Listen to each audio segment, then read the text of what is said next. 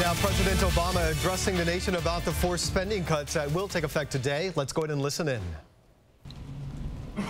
And that is the president holding a news conference talking about the sequester. By the way, they did not reach a deadline, they being Congress. In fact, they adjourned yesterday.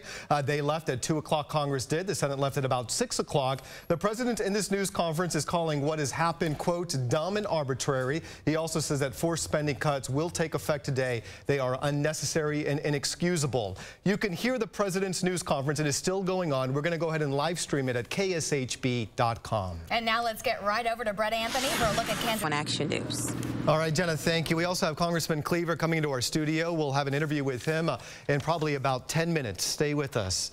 On to some other news right now. A KU student is dead. She was found in her dorm room. The senior was from Leavenworth, living in Ellsworth Hall. Police said that there's no evidence of foul play. If you are planning to party in Missouri during St. Patrick's Day weekend, make sure you plan ahead. The Missouri State Highway Patrol says that it will be joining forces with police agencies to crack down on drunk driving March 14th through the 16th. Officers plan to focus on certain areas. Last year across the state, 205 people were killed and more than 3,500 seriously injured because of drunk driving.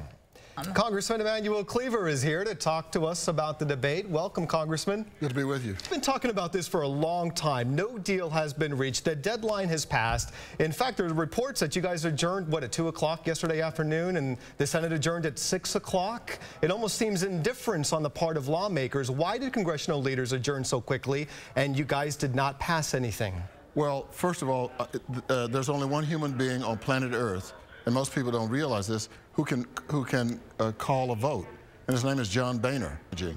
Let's talk about some of these exaggerations too, because the public a little weary, and understandably. Think about this. Back in 2011, we all heard the headlines. We reported it numerous times. An hour within a government shutdown. You remember that. Then in July of 2011, we were talking about the fight of the debt ceiling, making sure that doesn't increase. And we talked about in December of 2012, this so-called fiscal cliff that we were going to go over. But in the end, there was always a deal that was made. May it be a last-minute one, it was made. So you can understand maybe the public is a little weary about that. In fact, some may even say that they don't even really seem to panic. Well, I think they're making a mistake, and their mistake is only overshadowed by the mistake that Congress has made. Despite tales of misery from passengers on the Carnival Triumph, the cruise ship business apparently is not suffering. Analysts at Wells Fargo say that they haven't been able to detect any fallout on bookings after the incident. A dog owner says that she thinks that there's a chance her prized pooch was poisoned while competing in the Westminster Dog Show.